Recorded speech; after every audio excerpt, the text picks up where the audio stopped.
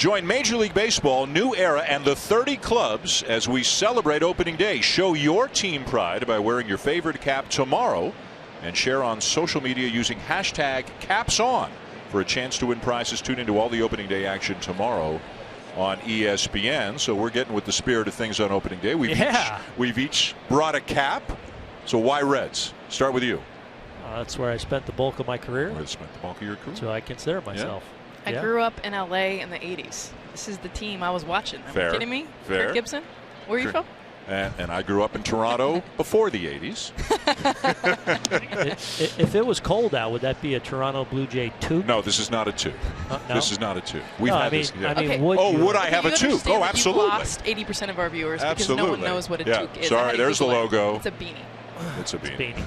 So, and I can actually say I was at the original game, April 7th, 77, in the snow. Wow. Against the Chicago White Sox. Tooked up. I don't know if I was tooked up because legend has it that 10-year-old Danny bailed after 5 innings because it was kind of cold. I know that comes as a shock to you. Yeah, not really. I put it on a tee for you. I didn't have to do that. D'Arnaud strikes out. So Kirk Gibson was your guy growing up, Joe? It was actually Brett Butler, which is a more unknown name. But when you're watching Dodger games a lot, when you're 5, 6, 7 years old, and I like the short swing. I like the fact that he was very Royals-esque and putting the ball in play a lot. Wasn't a big strikeout guy, and I related to that.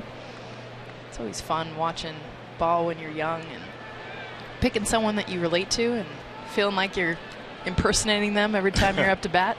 Now, for both of you, was there a moment where a player you loved as a kid, you went on to meet that player as an adult, and what was that moment like? Did you meet Brett Butler? Have you met Kirk Gibson, or some of the Reds that you met?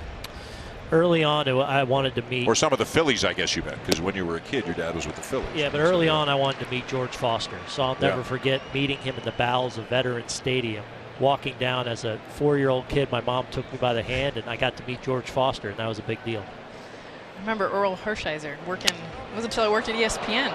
Got to work at College World Series in Omaha. See the ground out there, and I was so giddy, and I hate being giddy. You know what I mean? Because I think any ball player, I don't care who you are, we're all normal people. Like, everybody's the same. So I never like to give anyone, but when you grow up and you watch just a certain group of players, I was like, and I'm working with them in the booth, and I'm just like, he's the bulldog. Yeah, and we had a bats that they gave us, and I was like, can you maybe sign my bat?